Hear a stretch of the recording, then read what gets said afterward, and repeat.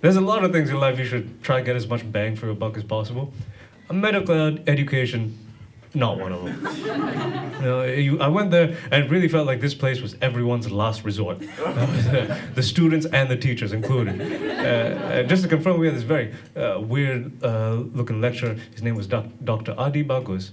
You can do this after the show if you want. We Googled his name just to see what the qualification, how legitimate these people that were teaching us were. And his qualifications came up further down the page. But the first thing that showed up when we Googled his name was an article saying that he was on the run from the Indonesian government for swindling sugarcane farmers. All right, this is some low-level crime bullshit. He passed away recently of a heart attack. I was very surprised because diabetes would have made much more sense.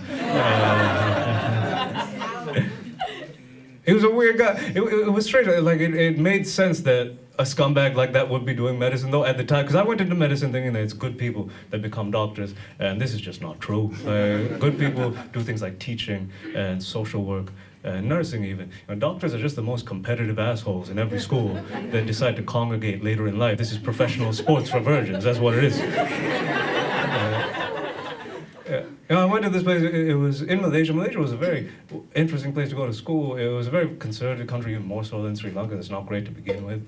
I met the bravest people I've known in my entire life in Malaysia. I met gay Malaysians because it's illegal to be gay in Malaysia. It's illegal for them just to be who they are, which is the most gangster shit I have heard in my entire life. I had friends that walked around every day like, nah, I don't commit crimes. I am a crime. What you gonna fucking do? That's an intense individual. That's a lot to deal with on a day-to-day basis. I had a friend, his name was Ozzy.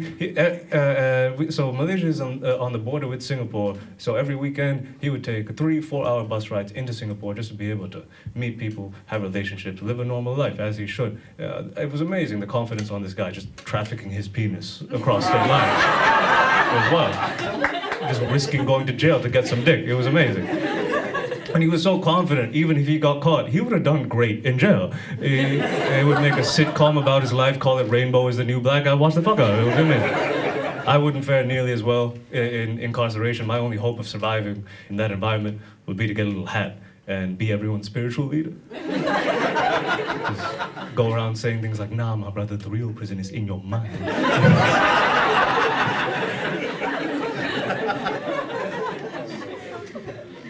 4 hours on a bus to get some dick, though. I must say, that must have been some truly amazing dick on the other side of that board. At 4 hours on a bus, I don't have 1 hour on a train dick on a good day, all right? I'm not being modest, I'm just aware of how averagely endowed I am. My dick is like a white basketball player. He's not the biggest guy on the team, but he tries real hard. He's got strong fundamentals, and most importantly, he loves the game.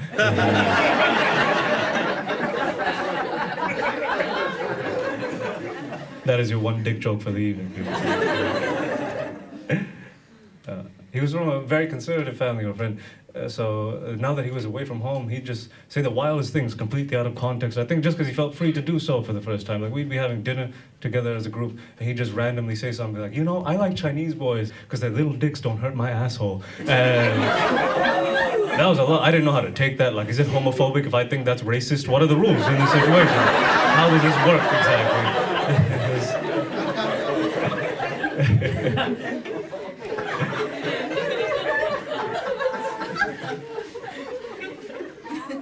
I felt bad for him, though, that even at home, he couldn't be himself. Even his parents weren't accepting of who he was. Now, that's one thing I feel like I got lucky with my parents. As much trouble as they gave me, they were very liberal people, especially for the region of the world that we grew up in. My mother, a little bit too much, if anything. I remember when I was like 14 years old, we were in the car together, we were waiting to pick my sister up from somewhere, and she just started asking me, like, hey, I've noticed that I don't really see you hanging out with girls at school very often. And I was just like, leave me alone. I have nothing to tell you. Because I very much knew why this was the case. I played the flute and my sport of choice was archery, all right? I was not doing myself any favors. But she continued, she was like, if there's anything you need to tell me, anything at all, even if you're, what, you want me to come out as uncharismatic? What do you want from me? Leave me alone. This is... She was very understanding when I didn't continue doing medicine, though. I finished the degree, but I found another job. I work in software engineering now because I'm very committed to being a cultural stereotype, apparently. A lot of the family was very upset that they no longer had a doctor to brag to other relatives about. But my mother was real nice about it, mostly because she still uses me for free medical advice, because this woman is too cheap to go see a real doctor. It's fine most of the time, except for one instance where she thought it would be a good idea to ask her son about her contraceptive options. Because boundaries, what are those, you know?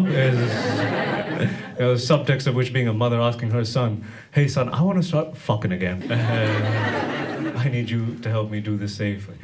Listen, if this is what progress looks like, I don't like it, all right? I want nothing to do with it.